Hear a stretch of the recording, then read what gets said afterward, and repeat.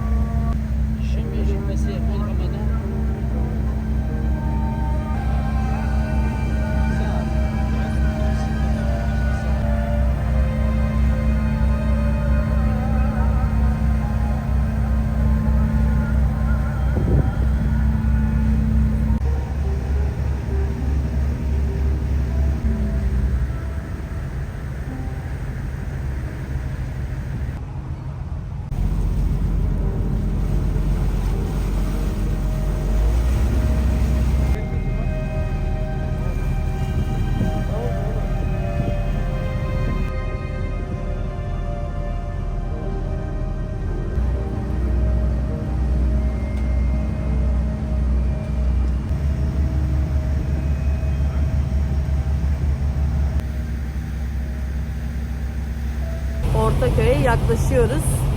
Beşiktaş'ta inmedik. Ortaköy'ü daha çok seviyoruz. Dedik ki bugünümüzü Ortaköy'de geçirelim. Bakalım Ortaköy'de değişiklikler var mı? Ben Ortaköy'de geçirmeye hiç niyetli değilim. Nerede geçireceksin?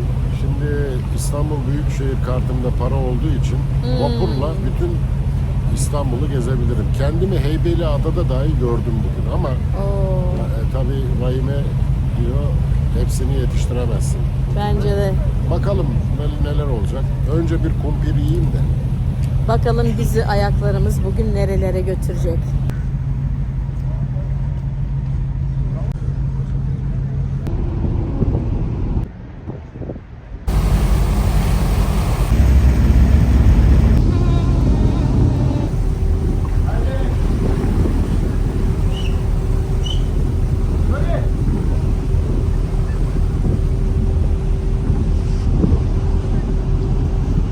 Bu arada fırçayı da yedik. Hadi hadi hadi diye bize bağırıyorlarmış. Ben de halatı bağlayacak kişiye bağırıyorlar sandım. Meğer bize bağırıyormuş, yani bizlere, insanlara bağırıyorlarmış. Neyse geldik.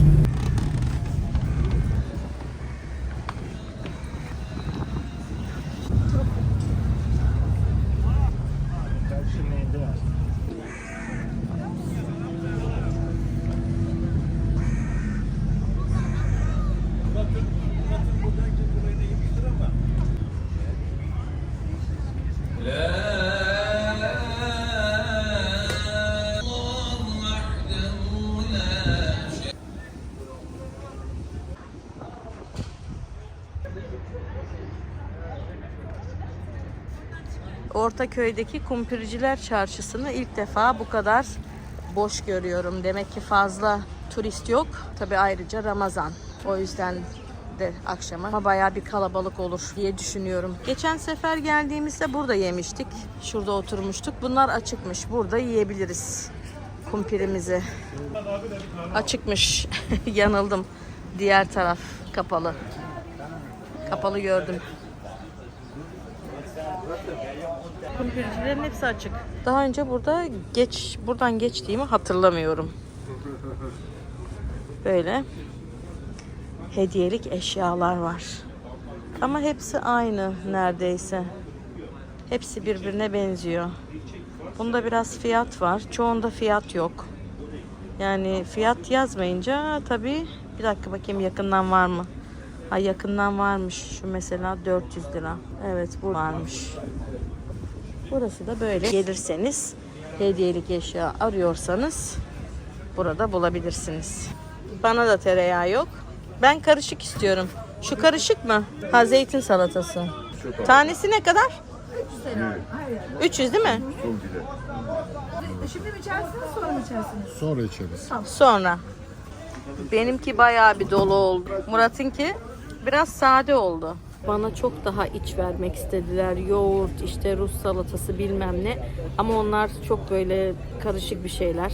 O yüzden ben sade sevdim. Şu an bize afiyet olsun. Biz bunları yiyeceğiz. Sonra çayımızı içeceğiz. Gezmeye devam. Şimdi Ortaköy'e gelip de kumpir yemeden olmaz diye düşündük. Buranın meşhur kumpirler. Çok iyi be. Benlik bir olay bu.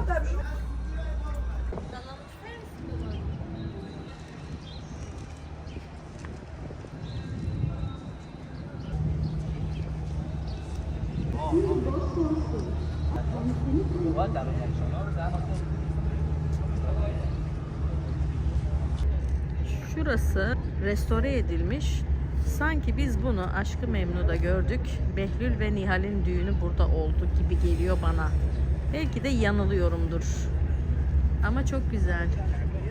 Şu cam boşluklarının arkasında cam var.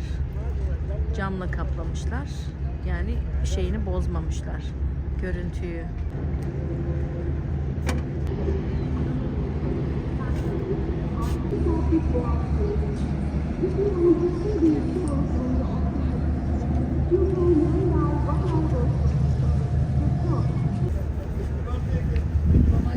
Ve Fatih Sultan Mehmet Köprüsü arasında olup karşılıklı sahilleri bir saat içinde dolaşarak tekrar Ortaköy'de son bulmaktadır. Murat bana sürpriz yapmış. Sütlü baklava almış. Geçen yemiştik bir yerde. Daha mı güzel? Evet. Ortaköy'de Beltur'un tesislerinde böyle denize sıfır bir kafe bulduk. Burayı tavsiye ederim. Tertemiz BC. Yani şimdi bunu söylemek biraz ayıp ama insanları da bilgilendirme amaçlı söylüyorum. Geldik, dedik ki burası ne kadar güzelmiş. Hem böyle oturuyorsun burada, boğaza bakıyorsun. Onu da kullanabilirsiniz bedava. Ve buradaki fiyatlar da uygun. Biraz yüksek ama bence de uygun. Burası İstanbul Belediyesi'nin özel şirkete vermiş. Ha, İstanbul Belediyesi burayı özel işletmeye vermiş. Fiyatlar çok uçuk değil ama kendi kafelerindeki kadar ucuz da değil. Ama yine de bu manzaraya bu parayı verirsin. Ve VC'si de bedava ve tertemiz. Mis gibi kokuyor. Bu kadar detaya girmek istemiyorum ama doğru. Şimdi bazı insanlar, ben çok önem veririm böyle şeye. Temiz olsun çünkü evim değil. O yüzden dışarıda da temiz yer bulmak önemli. Hele Türkiye gibi bir yerde. Her yerde aslında önemli. Şimdi size manzarayı gösteriyorum. Şöyle gördüğünüz gibi telefonumu da düşürmeden şöyle direkt Boğaz'ı görüyoruz yani. Boğaz'ın dibindeyiz. Köprünün de dibindeyiz.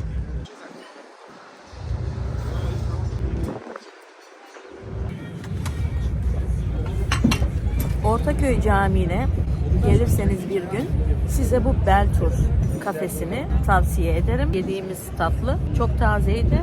Çaylar da güzel. Dediğim gibi biraz yüksek bulabilirsiniz ama çoğu yerden de biraz daha ucuz. Sultanahmet'ten mesela daha ucuz buldum. Bana öyle geldi. Ama bu manzaraya da insan bazen paraya kıyıyor. Dediğim gibi çok güzel bir yer. Denize sıfır. Bizim gibi böyle yer bulabilirseniz. Biz de şansımıza birileri gitti. Hemen kaptık. Ama sürekli birileri gidiyor, birileri geliyor.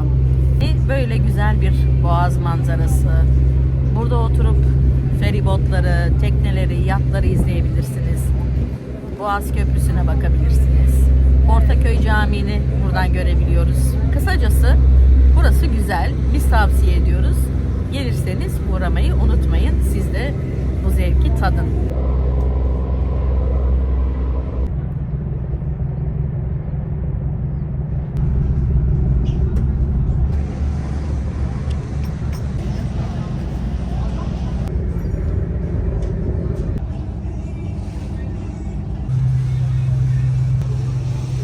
Evet, vakit geldi.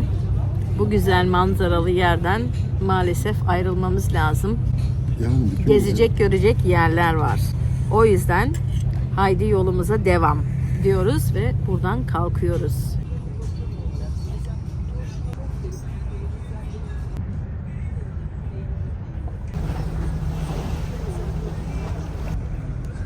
Ortaköy'de vaktimizi doldurduk. Çarşıyı fazla dolaşmak istemiyoruz. Değişik şeyler görmek istediğimiz için şu an burada işimiz bitti. Sarıyer'e gitme kararı aldık. 3.35'te bizim Sarıyer Rumeli Kavağı feribotumuz gelecek.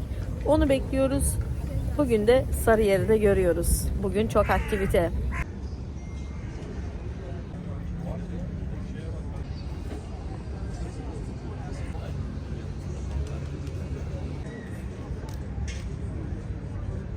Karşıda bir bayan var. Özel fotoğrafçı tutmuş. Belki de bir sanatçı mıdır nedir? Tanıyamadım ama böyle balkonda kendini fotoğraf çektiriyor. Boğazı temizliyorlar. Pislikleri. Bence iyi yapıyorlar. Demek ki böyle temizliyorlar. Bunu almadı. Allah Allah. Pek iyi temizlemedi ama. Beşiktaş'a bunu gelmedi. Avrupa'daki gördüğümüz martılara benziyor. Tavuk kadar olmuş. Biz Sarıyer'e geldik. Saat 5'e 10 kala, yani 1 saat 20 dakikadır feribottayız. Biz bu kadar uzun süreceğini tahmin etmemiştik. Yani burada dolaşmak için aslında fazla vaktimiz yok. Şimdi karar verdik. 6.40 feribotuna bineceğiz. Madem geldik bu kadar yolu 6.40 en son feribota binelim dedik. Onunla gidelim. Yarın başka planlarımız var. Sarayları görmeye gitmeyi düşünüyoruz. O yüzden bir daha gelemeyiz diye madem ki gelmişik 1 saat 20 dakika veya 1,5 saat en azından gezelim, görelim. Yarın yeniden bu yolu çekmeyelim dedik. Neyse bir kahve molası veriyoruz. Kahvemizi içelim. Biraz da iskelenin etrafında dolaşarak Sarıyer'i kısacık tanıyalım. Bize arkadaş bulduk. Burada bakın bizi takip ediyor. Gel bakalım gel. Gel. Gel gel. Şimdi yiyecek alacağım ben. Gel bakalım ne bulacağız sana. Yanımıza gelen köpeğe akşam yemeğini verdik. Onun karnını bir doyurduk. Biraz da su verdik. Şu an mutluyum. Kendimizi ayırmamız gerekiyordu. Yoksa bizi takip edecekti. Bunu da istemiyorduk. Neyse ki Avustralya'ya kadar gelebilir yani. Avustralya'ya gelemezdi. Uçağa binemezdi muhtemelen. Yani binseydi gelirdi. Binseydi gelirdi. Zaten Türkiye'de otursaydım alırdım evime götürürdüm yani onu. Neyse bizi kaybetti, bir çocuklara takıldı orada. Oradan gittik. Neyse Sarıyer'in sahilinde dolaşıyoruz. Bakalım burada neler var. Çarşısına girdik. Hangisi? Osmanlı fırını. Havada fırın kokusu alıyorum. Tarihi fırın.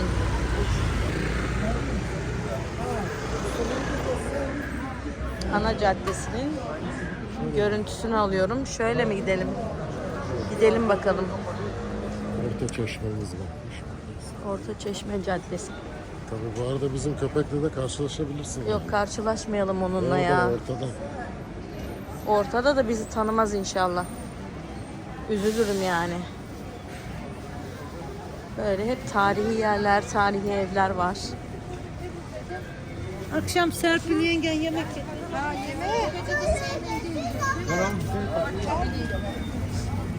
Tabii ki siz de bunu tahmin edersiniz ki burası çok eski bir yer. Hep yol yalılar var. Çekeyim. Tarihi Sarıyer börekçisi. Evet, Sarıyer börekçisi. Börekler camda. Evet canlı. Evet. Börekçimiz biraz satmış, biraz daha duruyor.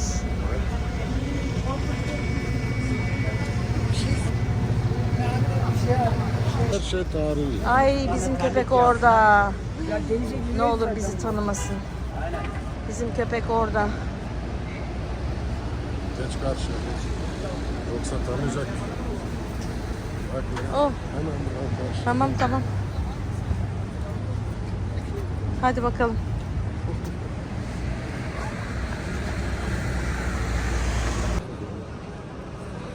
Yalnız ben Sarıyer'i beklediğimi bulamadım burada. Çok kirli geldi bana. Yerler pis. Çöp tenekesi var mı?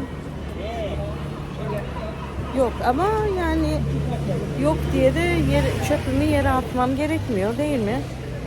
Taşırım bulana kadar. Ben burayı zengin böyle daha klas bekliyordum ama ucuzcu dükkanlar var her yerde bulunan. Bir de sürekli Sarıyer börek ve pide salonu görüyorum. Gerçekten çok meşhur.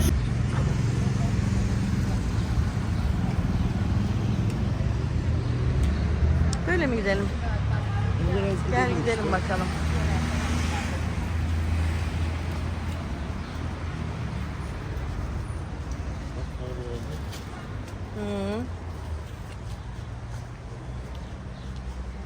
Sarıyer'de öyle görünüyor.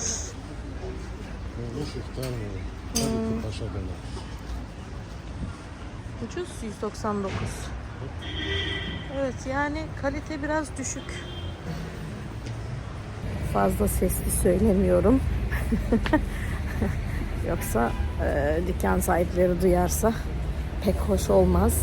Ama fazla kaliteli bulamadım, göremedim burayı ben. Ki ben beklediğimi bulamadım. Veya umduğumu bulamadım. Balat bile çok daha tatlı geldi bana. Çok şirin, çok güzel. Kadıköy. Burası bilmiyorum. Ama çiçekler çok güzel koktu. Şurada bir amca çiçek satıyor. Güzel koktu. Neyse, yürümeye devam.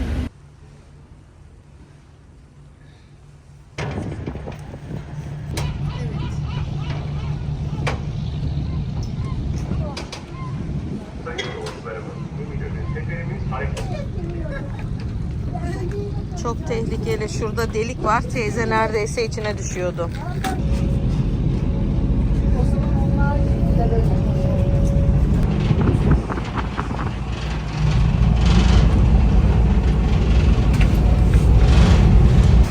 Güneş batımına denk geliyoruz.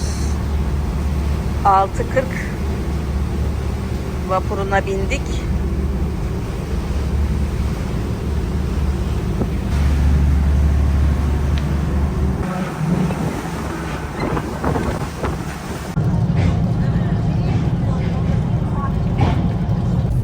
İstinye'ye geldik. Eminönü'nden Sirkeci'den de gelmedik biz aslında. Ortaköy'den geldik. Yani oradan bile 1 saat 20 dakika mı 1 saat 40 dakika mı neydi? Neyse yola devam.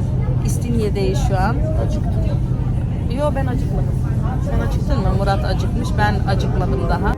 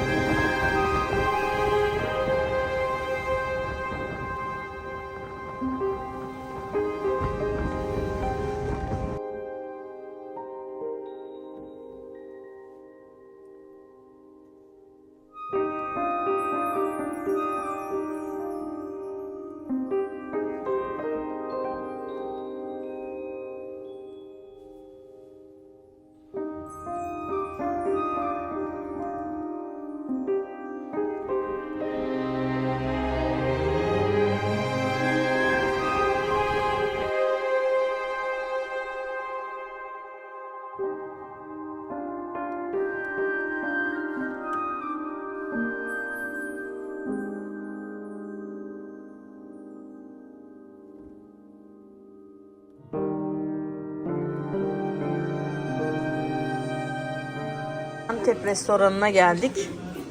Geçen gün görmüştük, önünden geçmiştik. Dedik ki burada yiyelim, yolumuzun üstünde. Bu arada da fiyatları çok pahalı buluyorum.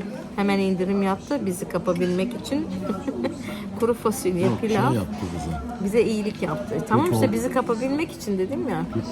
Fasulye, pilav, sebzeli güveç istedik. Patates kızartması, işte haydariyle acılı bir şey yanında geliyor dedi. Onları verdi. 2 de içecek aldık. Şimdi yemeğimizi bekliyoruz. Patates kızartmasıyla başlıyoruz.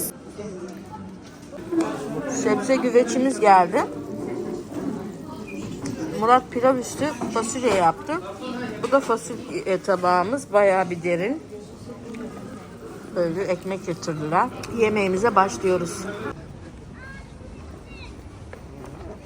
Yemeğimizi yedik. Tatlımızı da aldık. Bir tane sütlaç aldık. Çünkü vakit geç oldu. Fazla da kalori almamak için bir tane sütlaçı paylaşacağız Murat'la. O da yemeğimizin üstüne çok güzel gidecek. Yemeğimiz süperdi. Çok beğendik. Eğer Sultanahmet'e gelirseniz o gittiğimiz Antep restoranına gidebilirsiniz. Zaten tramvay yolunda Sultanahmet'e çıkarken o da oradaydı. Yemeğimizi çok beğendik. Bugün yine yorulduk, çok yürüdük. Videomu beğendiyseniz like yapmayı, paylaşmayı, ayrıca abone olmadıysanız abone olmayı ihmal etmeyin. Yine görüşmek üzere. Hoşça kalın.